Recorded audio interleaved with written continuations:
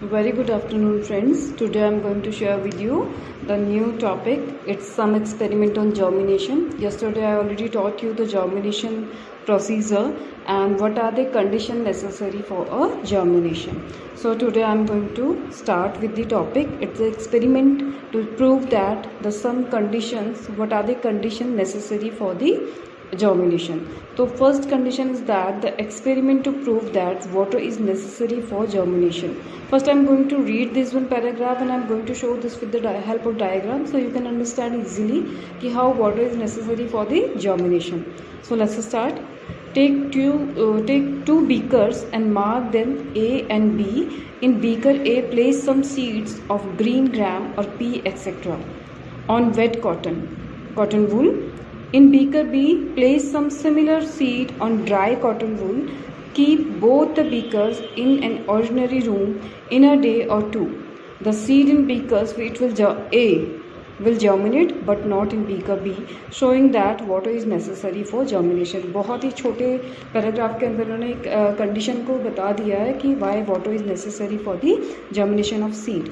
इन्होंने क्या करा है कि मैं आपको एक डायग्राम के हेल्प से आपको ये बताती हूँ. ये क्या कह रहे हैं, इन्होंने दो बीकर लिए. एक बीकर जो पहला है इसको इन्होंने ए नंबर दिया है और जो बी है सेकंड है इसको इन्होंने बी से मार्क किया हुआ है.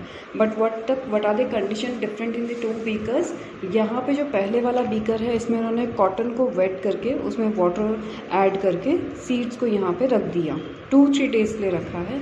In second one beaker what they done, यहाँ पे ड्राई कॉटन रखा है. उसमें सेम सीड जो इन्होंने यहाँ, अगर आप ग्राम ले रहे हैं तो ग्राम सीड को यहाँ रखा है, यहाँ भी ग्राम सीड को रखा है. अगर यहाँ पी सीड्स ले रहे हैं तो यहाँ पे भी पी सीड्स लिया हुआ है. तो दोनों में सेम सीड्स रहेंगे ताकि कंडीशंस डिफर ना हो. ये ना हो कि सीड्स के अकॉर्डिंग ये चीज़ें चेंज हो गई है. तो यहाँ पे इन्होंने क्या किया है, वेट कॉटन लिया हुआ है और यहाँ पे ड्राई कॉटन लिया है. सीड विल बी सेम, दोनों में सीड को एक जैसा ही रखा जाएगा. 2-3 दिन के ऑब्जर्वेशन के बाद ये क्या देखा गया बीकर में कि जो सीड ए बीकर वाले थे वो सारे जर्मिनेट हुए हैं, लेकिन जो बीकर बी में थे वो जर्मिनेट नहीं हुए. इस चीज़ से हमें ये पता चलता है कि यहाँ पे क्या water is necessary for the germination. ये रूम टेम्परेचर पे होना चाहिए. तो दोनों में से आपको डिफरेंस पता चल जाएगा कि water is necessary for the germination of seed. Hope it's clear. Last जो वीडियो था उसी में मैं इसको ऐड करते हुए चलती हूँ क्योंकि हम एक्सपेरिमेंट के बारे में बात कर रहे हैं. तो experiment to prove that a suitable temperature is necessary for germination. अब यहाँ पे बात हो रही है सुटेबल टेम्परेचर की. अब इन्होंने क्या किया है, अगेन द टू बीकर्स उन्होंने लिए और उसमें क्या करा है कि फर्स्ट वाले बीकर को इन्होंने ए नेम दे दिया है. नाम आप अपने अकॉर्डिंग भी रख सकते हैं अगर आप ये एक्सपेरिमेंट अपने घर पे भी करते हैं तो. And B, place some green gram seeds on wet cotton wool in each of the two beakers. Keep beaker A in an ordinary room and beaker B in a refrigerator. In a day or two, the seed in beaker A will germinate, showing the importance of a suitable temperature for germination. The seed in beaker B may not show sign of germination or may germinate after several days, though not to the extent the seed in beaker A germinate.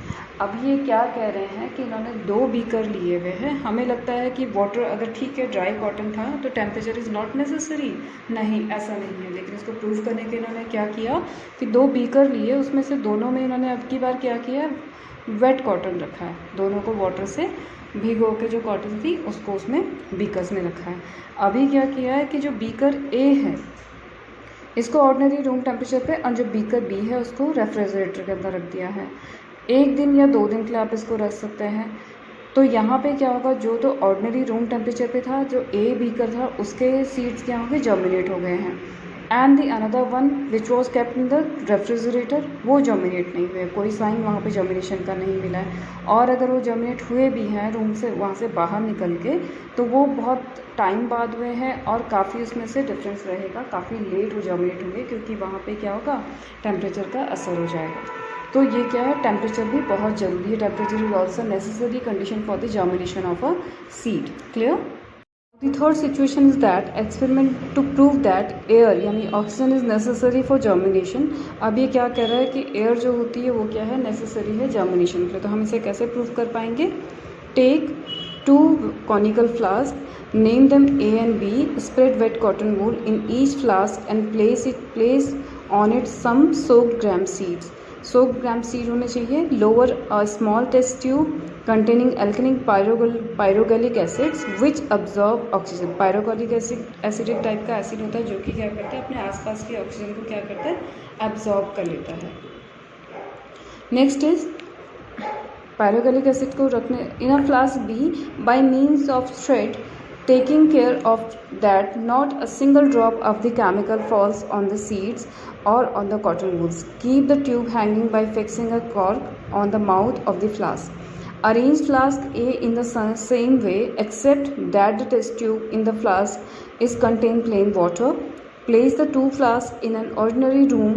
The seed in flask A will germinate, showing the importance of oxygen for germination. The seed in flask B do not germinate because there is no oxygen. There may at the most be very slight germination due to anaerobic respiration in the absence of oxygen. तो ये तीसरा experiment था जो कि show करता है कि air भी क्या है, इम्पॉर्टेंट है जर्मिनेशन ऑफ सीड्स के लिए. इन्होंने इस एक्सपेरिमेंट में क्या किया है कि 2 बीकर लिए हैं. अगेन दोनों में कॉटन वूल रख दिया हुआ है. अभी अगर टेम्परेचर की बात करें तो दोनों बीकर को भी टेम्परेचर रूम टेम्परेचर पे ही रखा है. लेकिन यहाँ पे इन्होंने एक चेंज किया है कि जो टेस्ट ट्यूब आपको दिखाई दे रही है, इन्होंने एक थ्रेड की हेल्प से इस टेस्ट ट्यूब को बीकर के अंदर हैंग कर दिया हुआ है दोनों में. लेकिन in case of the test tube A, इसमें इन्होंने प्लेन वाटर फिल किया है. And in case of the beaker number 2 test tube, यहाँ पे इन्होंने पायरोगैलिक एसिड जो कि अल्कलाइन होता है and it absorb the oxygen from its environment, यहाँ से सारे ऑक्सीजन को एब्जॉर्ब कर लेगी. So what will happen after few days, after 2-3 days, in case of the beaker A1 seeds they germinate completely. वो जर्मिनेट हो गए बिकॉज उन्होंने एब्जॉर्ब किया आसपास की ऑक्सीजन को. In the second one they didn't get air, और in case the oxygen we say that, क्योंकि पायरोगैलिक एसिड जो है वो एब्जॉर्ब कर लेता है ऑक्सीजन को. तो यहाँ पे क्या हुआ है, सीड बिल्कुल भी जर्मिनेट नहीं, जो थोड़े बहुत हुए भी वो इसलिए हुए कि एनारोबिक रेस्पिरेशन जो होता है, जो कि इन एब्सेंस ऑफ एयर में जो टाइप का रेस्पिरेशन होता है उसके थ्रू ये थोड़े बहुत जर्मिनेट हुए, but not that much how it was in case of the beaker number A. Clear. So air भी इम्पॉर्टेंट है. सो यहाँ पे आपको कम्प्लीटली आपको आइडिया हो गया होगा कि what are the conditions necessary for the germination of a seed like air, water and temperature. ये तीनों चीज़ें बहुत ज़रूरी हैं. Now the next and final one, we can see that this one also, the 3 bean seeds experiment. अब इन्होंने तीनों conditions को sum up किया है एक ही experiment के through. In this experiment 3 mature air dried bean seed are taken and tied to a glass slide and 3 position as shown in the figure. अभी मैं आपको फिगर के थ्रू भी इसको बता दूंगी. उन्होंने 3 बीन सीड लिए हैं, soak bean seed, dry bean seed लिए हुए हैं, एंड इनको एक स्लाइड के थ्रू इनको बांध दिया है, थ्रेड से बांध दिया है अलग अलग पोजिशन पे. Manner that the top seed as well is well above water. जो पहला सीड होगा बीन का वो पानी से पूरा बाहर होगा, पानी की सतह से.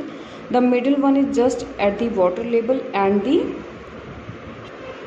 and the bottom one is deep in water. The experimental setup is left in a warm place for a few days and the result is as follows. मैं आपको पहले बीकर दिखा देती हूँ, इसके रिजल्ट्स हम बाद में देखेंगे. आप यहाँ पे देख पा रहे हो कि इन्होंने 3 बीन सीड्स लिए हुए हैं.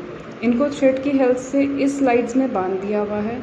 3 कंडीशंस यहाँ पे दिए सेटअप को बनाने के लिए. इन्होंने क्या सिचुएशन दी है, जो पहला बीन सीड है इसको बिल्कुल ही वाटर के जो लेवल से इसको बिल्कुल ही बाहर रखा हुआ है. ये एयर के कांटेक्ट में भी है, टेम्परेचर के कांटेक्ट में भी है, लेकिन वाटर नहीं है.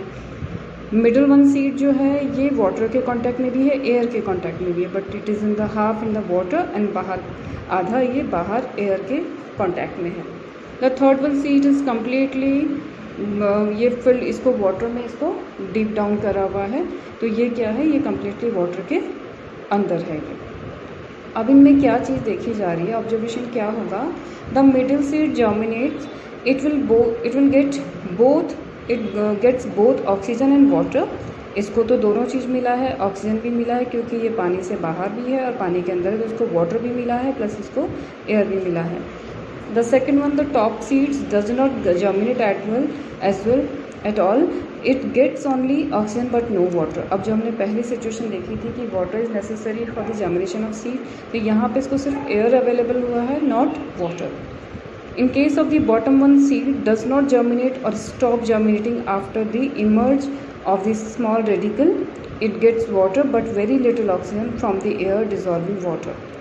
इसमें थोड़ा सा रेडिकल का पोर्शन आपको कहीं दिखाई देगा बट उसके बाद जर्मिनेट नहीं होगा। वाई? बिकॉज इसको वाटर तो मिला है, थोड़ी बहुत डिजॉल्व ऑक्सीजन जो इस वाटर में थी वो भी इसको मिली है, लेकिन ये भी एक कंप्लीट फुलफिल इसको नहीं करेगा, तो यहाँ पे ये जर्मिनेट नहीं हो पाएगा। The experiment conclusively proved that water is essential for germination, but the other requirement of oxygen is not fully demonstrated। तो यहाँ पे तीनों चीज़ें वाटर सीड के जर्मिनेशन के लिए ज़रूरी है, इस एक एक्सपेरिमेंट से ये प्रूव हो गया है। सो आपको अभी समझ आ गया होगा कि what are the 3 condition necessary for the germination with the help of the experiment. इनको आप एक बार अपने आप से भी पढ़ लीजिएगा, रिवाइज कर लीजिएगा, so you will be not confused later. Okay, so thank you so much, have a good day।